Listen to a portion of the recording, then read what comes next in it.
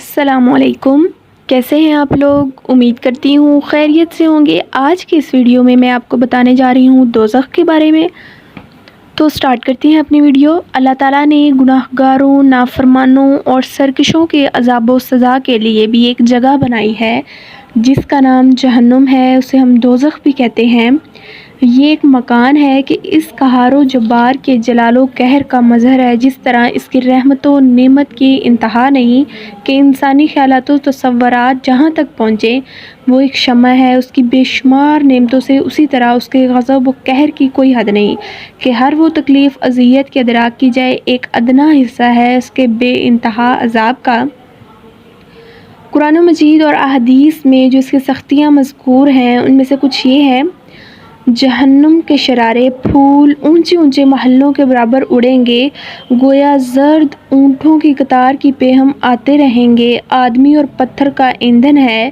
یہ جو دنیا کی آگ ہے اس آگ کے 70 جزوں میں سے ایک جز ہے، اور یہ آگ بھی خدا تعالیٰ سے دعا کرتی ہے کہ اسے جہنم میں پھر نہ لے جائے۔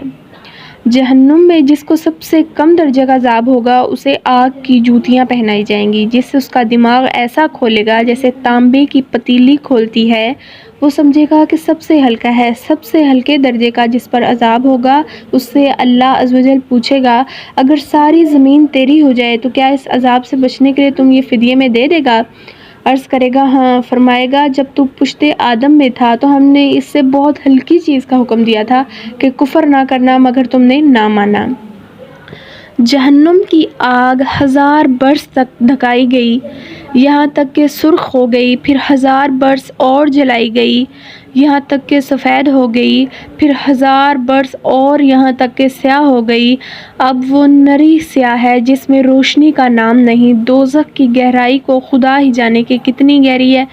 حدیث شریف میں ہے کہ اگر پتھر کی چٹان جہنم کے کنارے سے اس میں پھینکی جائے تو 70 برس میں بھی تہہ تک نہ پہنچے گی، غرض کہ کافر اس میں جھونک دیے جائیں گے۔ کفار کے سرزنش کے لیے طرح طرح کے عذاب ہوں گے، لوہے کے بھاری بھاری گرزوں سے ان پر مار پڑے گی، بڑے بڑے اونٹوں کی گردن کے برابر بچھو اور اللہ جانے کس قدر بڑے بڑے سانپ ان پر مسلط کیے جائیں گے۔ خود جہنمیوں کی شکل ایسی کریہہ ہوگی کہ اگر وہ دنیا میں کوئی جہنمی اس صورت پر لایا جائے تو تمام لوگ اس کی بدصورتی اور بدبو سے مر جائیں۔ جسم ان کا اتنا بڑا کر دیا جائے گا کہ ایک شانے سے دوسرے تک تیز سوار کے لیے 3 دن کی راہ ہے۔ پھر آخر میں ان کافروں کے لیے یہ ہوگا کہ ان کے قد کے برابر آگ کے صندوق میں اسے بند کریں گے، پھر اس میں آگ بھڑکائیں گے اور آگ کا کفل لگایا جائے گا، پھر یہ صندوق آگ کے دوسرے صندوق میں رکھا جائے گا اور دونوں کے درمیان آگ جلائی جائے گی۔ اس طرح یہ صندوق ایک اور صندوق میں رکھ دیا جائے گا اور آگ جلا کر لوہے کا کفل اس میں لگا دیا جائے گا۔ تو اب ہر کافر یہ سمجھے گا کہ اس کے سوا اب کوئی عذاب میں نہ رہا اور یہ عذاب بلائے عذاب ہے اور اب ہمیشہ کے لیے ہے۔ مولا کریم ہم سب کو اپنی پناہ میں رکھے، آمین۔